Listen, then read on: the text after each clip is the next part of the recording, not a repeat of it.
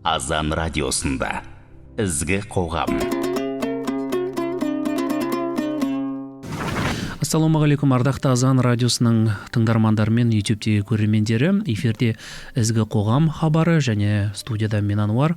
18 қазан елімізде рухани келісім күніне орай бүгінгі хабарымызды арнайы шығарылым деп алып отырмыз. Соған сәйкес студиямызға шақырылған ерекше мейманымыз да бар.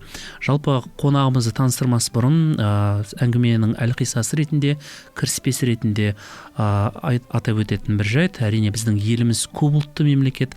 Елімізде бірнеше конфессия өкілдері тұрады, сондықтан бұлардың барлығы бір шаңырақ астында келісім, рухани келісім аясында татулығы мен ынтымақтастығы жарасқан бейбіт елдің көрінісі іспетті. Сондықтан біз 21 ғасырда жалпы нәсілге, тілге, дінге, жынысқа, ұлтқа бөлінбей барлық ұлттардың барлық наным сенімдерге құрметпен, сыйластықпен қарайтынымыз белгілі. Сондықтан бұның барлығын бір сөзбен айтсақ, толеранттылық, яғни ашықтық, басқа мәдениеттерді қабылдау және құрметтеу деп түсінгеніміз дұрыс болады.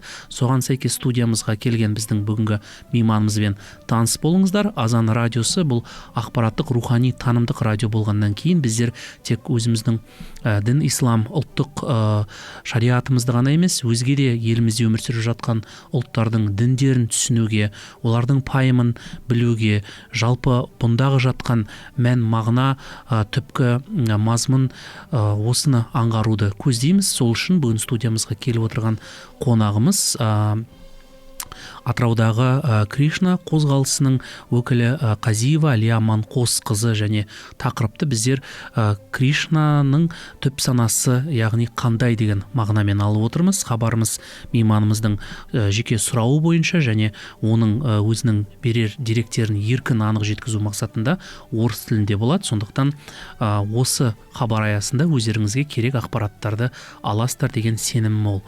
Әлия Аманқосқызы, қош келдіңіз Азан радиосының студиясына. Сізді 18 қазан рухани келісім күнімен құттықтағым келеді. Жалпы тән мен жанның үйлесімі бұл үлкен дүниетаныммен, үлкен бір сананың, яғни дамуымен қалыптасатыны белгілі. Сондықтан бұл жерде Кришна ағымы, яғни Кришна қозғалысы деп те айтсақ болады. Жалпы бұл дін бе, әлде түсінік пе, наным ба, сенім бе, осы жайында білгіміз келеді өз аузыңыздан. Сондықтан сұхбатымызды бастайық.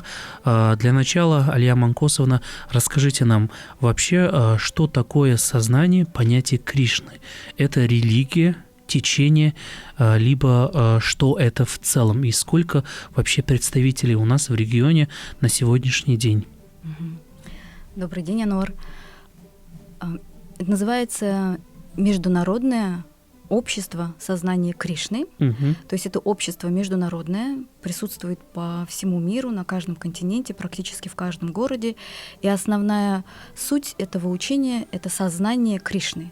То есть здесь речь идет о сознании. Сознание — это подразумевает, что мы, как люди, сознаем кого? Кришну. Кришна — это личность, это верховная личность Бога.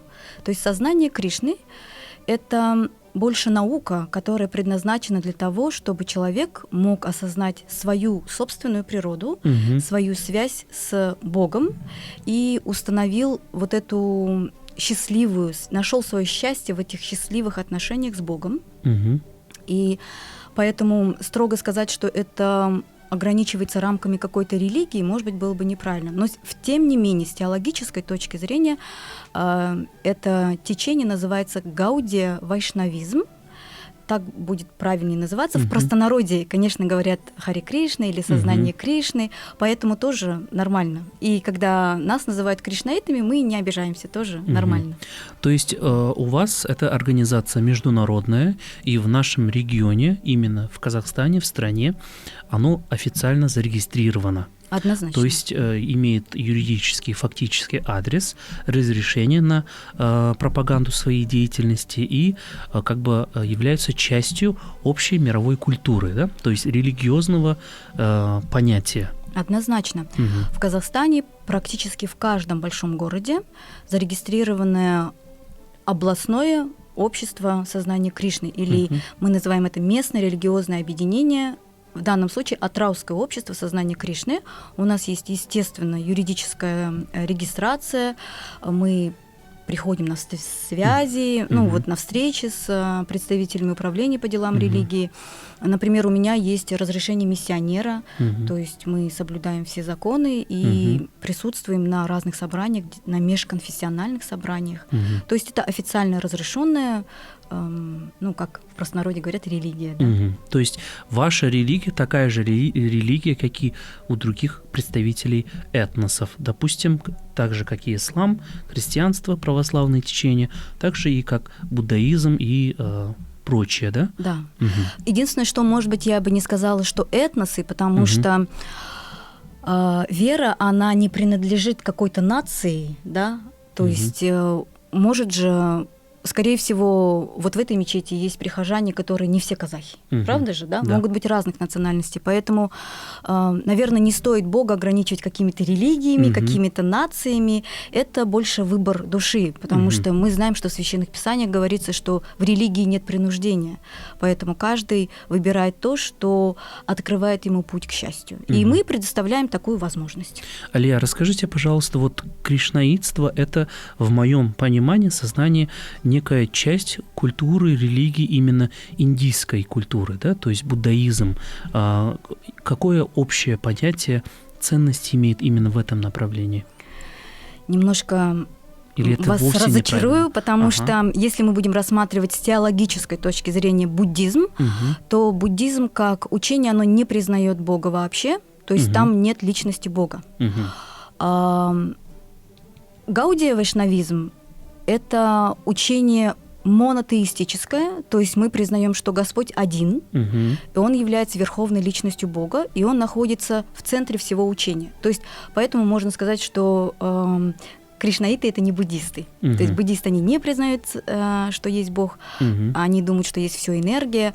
Мы считаем, что Бог есть. Мало того, что Он есть, Он еще и личность. Мало того, что Он личность, Он еще и верховная личность, что Он отец всех живых существ. И мы, живые существа, соответственно, Его дети, Его неотъемлемые частички, Его энергии.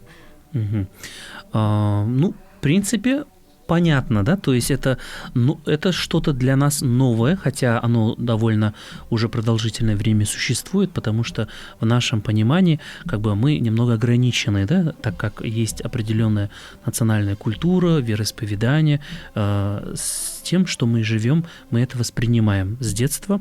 Вот расскажите, как вы пришли к сознанию Кришны, к пониманию именно этого, религии, да, то есть к кришнаитству. Как вы пришли?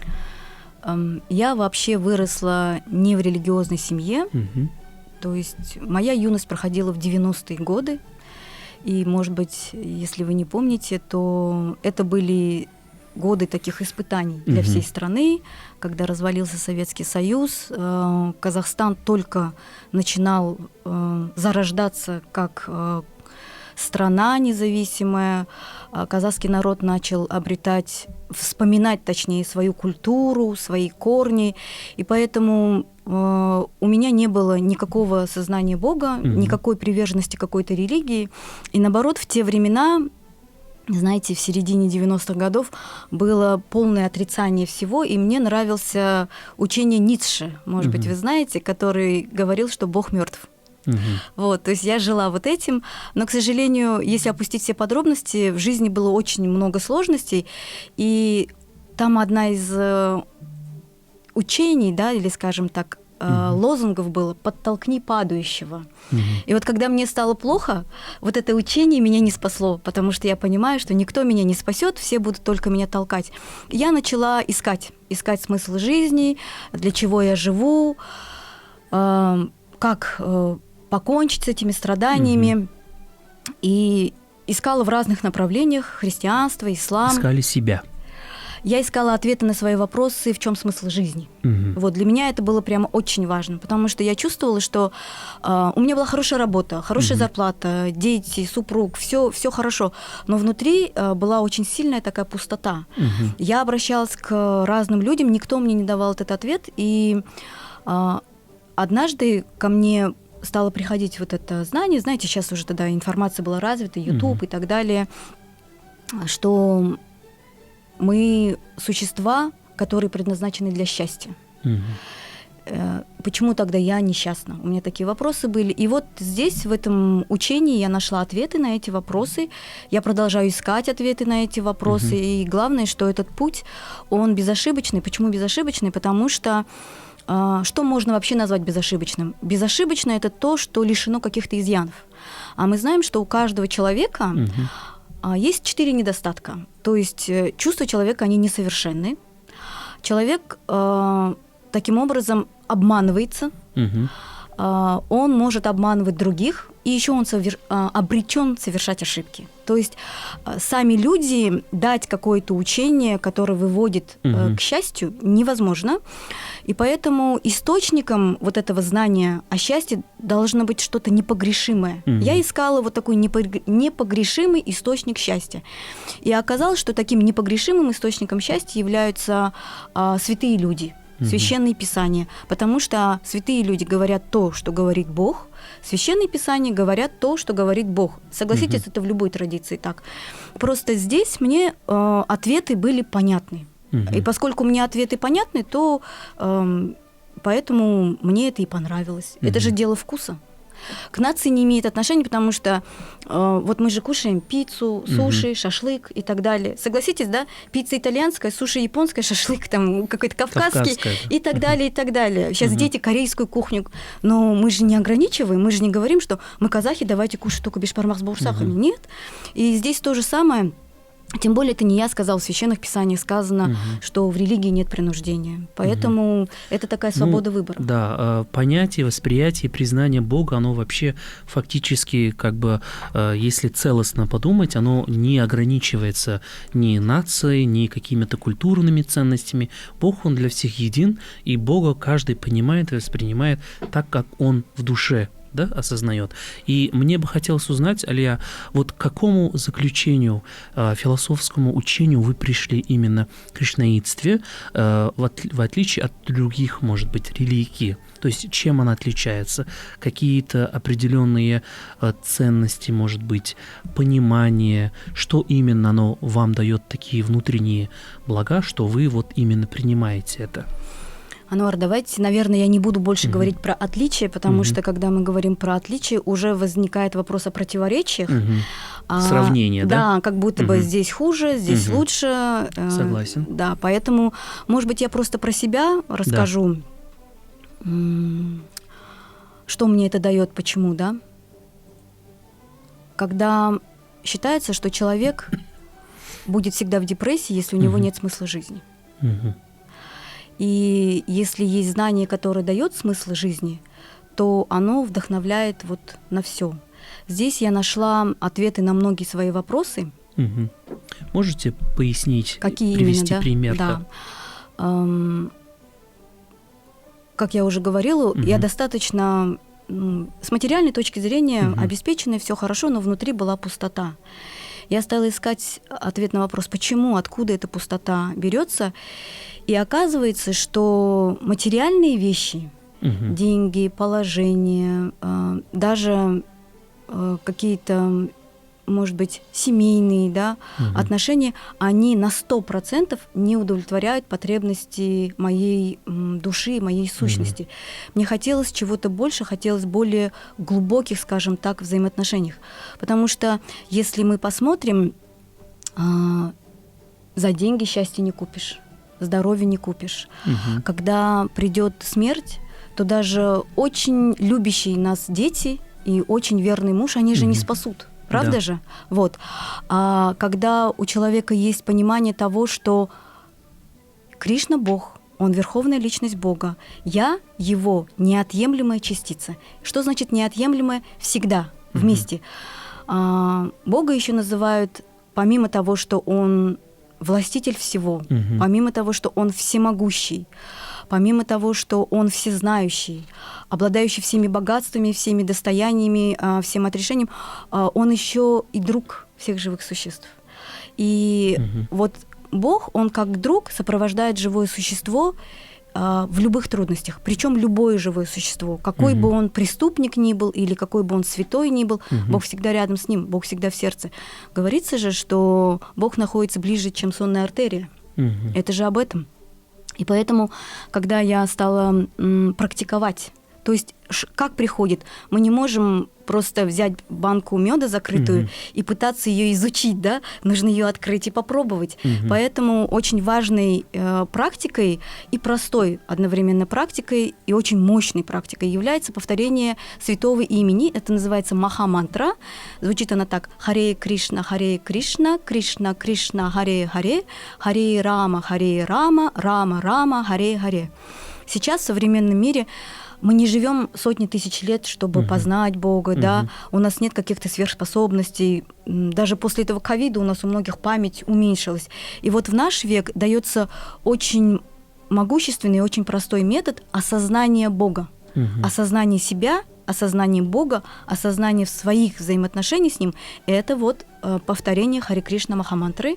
Ее мы повторяем индивидуально, на четках. Вот я пришла с четками. Мы можем собираться вместе и петь имена Бога. И удивительно, что такое повторение имен Бога, оно открывает те знания и те качества, которые были недоступны просто. Вот. Мне даже супруг сказал, что он очень скептически относится ко всем этим, все разрешает по-доброму, но как-то сам не принимает, и он говорит, объективно, как-то он мне сказал, у тебя на 80% стервозности стало меньше. То есть, понимаете, это такой внешний показатель. Дети сейчас уже взрослые, они тоже говорят, что ты стала добрее, с тобой можно нормально поговорить. То есть вы стали больше себя понимать? Себя изучать и окружающих. Вот я пытаюсь как-то понять ценности, особенности именно этого религиозного течения, да, и хотелось бы узнать, вот не секрет, что определенные религии, будем говорить так, имеют свои позиции в отношении запрета мерзких благ. Например, есть подобные запреты или условия в кришнаизме, то есть определенные каноны. Традиции, может быть. Конечно. Когда мы даже ребенка воспитываем, мы устанавливаем определенные ограничения. И если прямо сказать одним предложением, то мы принимаем все, что благоприятно для осознания Бога, и отвергаем все, что неблагоприятно. Касательно всяких мирских излишеств, да, или как-то вы вот примерно так сказали, да, у нас есть несколько правил. Например, мы не переедаем, не накапливаем вещей и денег больше, чем необходимо, не прикладываем чрезмерных усилий для того, чтобы труднодостижимые мирские цели достигать. То есть, если человек с зарплатой 200 тысяч поставил себе цель купить iPhone 20, то это будет уже слишком тяжелая цель. Да? То есть мы гармонично ограничиваем в том, что будет неблагоприятно для духовной практики. Кстати, к таким ограничениям можно отнести то, что мы не фанатики. То есть мы против того, чтобы сказали там 3 раза поклонись, 2 раза повернись. Вот, то есть все должно быть осознанно. И в то же самое время не должно быть пренебрежения. То есть если положено определенные процедуры проводить, то их нужно проводить с пониманием, для чего я это делаю. Если коротко, то так. В рамках разумного. Да, и это разумное определяется священными писаниями. Как вы воспринимаете другие религии и их учения? Смотрите, поскольку верховная личность Бога, Кришна, он Бог. Бог — это значит, что ему все принадлежит. Все — это значит абсолютно все. Включая вас, меня, всех людей, всех животных, все. И поскольку он единственный отец, то, соответственно, мы его дети. И поэтому мы к другим относимся как к своим братьям и сестрам в Боге, поскольку у нас один отец. Есть ли какие-нибудь непризнания, непонимания, либо та же самая, например, критика в сторону кришнаизма от других, может быть, религиозных групп, либо не обязательно религиозных групп, либо вообще обычных обывателей, людей? Я встречаю, но это больше непонимание. Допустим, если сейчас здесь выключить свет, то я не дойду, наверное, до той двери даже. И когда ничего не видно, мы не знаем, что это такое, мы, соответственно, боимся, правда же? И люди из-за незнания, просто потому что нет информации, поэтому они воспринимают это как что-то чуждое, и это естественно. Когда мы чего-то боимся, у нас включается энергия страха, только поэтому. Но когда они с нами лично знакомятся, когда, допустим, мои родные видят, как я живу, как я отношусь ко всем нашим праздникам, традициям, как я отношусь к старшим, к младшим, они понимают, что да, она нормальный человек, не сектант, да, и поэтому они находятся в таком расслабленном состоянии. То есть все неприятие идет только из-за незнания. Как только человек получает настоящее знание, то, как правило, если это не очень такой убежденный фанатик, сомнения рассеиваются. Ну, Казахстан у нас толерантная страна, мы открыты разным культурам, у нас проживает много разных национальностей, разные вероисповедания. И вообще вот в этом обществе, как вы считаете, в чем именно заключается секрет гармонии, согласия именно разных течений, культуры, религии? И вообще, как мы можем дальше развивать это для того, чтобы быть именно примером для других разных стран? Потому что не секрет, что сейчас во многих странах возникают конфликты на почве религиозных каких-то убеждений. Вот в вашем плане формула счастливой жизни именно религии и культуры. Вы знаете, нам очень повезло, что мы живем с вами в Казахстане, потому что если мы заглянем в Конституцию, то там разрешены, там есть свободы. Есть свобода вероисповедания, правда же? Одна из свобод, да? И это очень здорово, потому что у каждого человека есть естественная склонность что-то выбирать. И когда это закреплено конституционно, то это уже очень хорошо. Возможно, для того, чтобы вот была гармония, нам просто нужно это образование сделать более наглядным. Я знаю, у меня дети проходили, был предмет в школе, религоведение назывался. Ну, знаете, как многие неинтересные предметы, которые не нужно сдавать, не нужны для ЕНТ и так далее, они просто пролистывались и все. Но если, допустим, к ним приходили бы люди, допустим, с церкви, с мечети, с костелов, мы бы, допустим, приходили и просто рассказывали, как мы живем. Они бы задавали вопросы. Вот как вы задаете вопросы, только они по-детски задавали бы вопросы, тогда было бы все хорошо. Ну, в плане образованности. И секрет вообще, основная формула, вы же просили формулу. Формула на санскрите, я вам назову эту формулу, она начинается так: «Ишаваси идам сарвам». И переводится это как «все принадлежит Богу». То есть, если я вот даже замахнусь на такой уровень, на государственном уровне, нам будут говорить, что все принадлежит Богу, и, соответственно, отношения, знаете, наших руководителей религиозных объединений, руководителей школ, руководителей больниц, они будут исповедовать вот не то что религию, а вот этот постулат, что все принадлежит Богу, то согласитесь, какая будет мир и гармония. То есть мы не будем тогда жадничать, мы не будем стремиться к успеху, к славе, во что бы то ни стало, потому что все так и так ему принадлежит. И, соответственно, знаете, я как бухгалтер могу сказать, в ведические времена тоже было налогообложение, и налоги платили не только люди, но даже и реки, горы, то есть все полезные ископаемые, они лежали на поверхности. Потому что правитель настолько хорошо заботился о своих подданных. Гражданами считались не только те, у кого есть паспорта или удостоверения, но и все те, кто родился. То есть букашки, таракашки, коровы, собачки, все. И вот такой правитель, он заботился обо всех них. И согласитесь, когда вы заботитесь о своем ребенке, то ваш ребенок же к вам очень хорошо относится. Поэтому это это вот применение вот этой формулы, что все принадлежит Богу. Правитель знает, что все принадлежит Богу. Я с собой в тот мир никуда ничего не заберу. Мама, папа об этом знают. И поэтому тогда будет мир. И мы будем понимать, что, несмотря на то, что внешне это может быть выглядеть как мечеть, как костел, как церковь, да, но это все дома Бога. Я вот пришла сюда, я поклонилась, потому что это храм. Отлично. Алия, благодарю вас за очень интересную беседу. Действительно, мы узнали, на мой взгляд, что-то новое для нас. И, наверное, лучше всего это понять и принять, нежели чем отвергать и говорить, что это что-то чуждо, да, потому что, как мы в разговоре с вами отметили, во всем в этом есть частица Бога, частица каждого души, и, наверное, все-таки стоит как-то обратить на это внимание в пользу стабильности, толерантности, уважения, взаимопонимания, да, разных конфессий.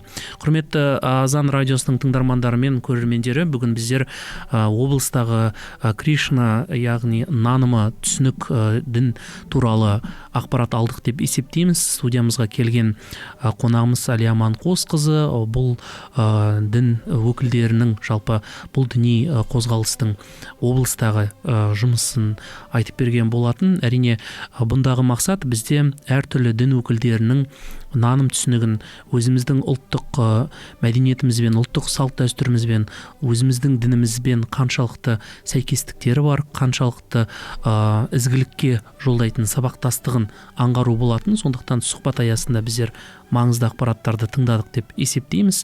Бізбен бірге болғандарыңызға алғыс білдіреміз. Азан радиосымен бірге болыңыздар. Азан радиосында ізгі қоғам.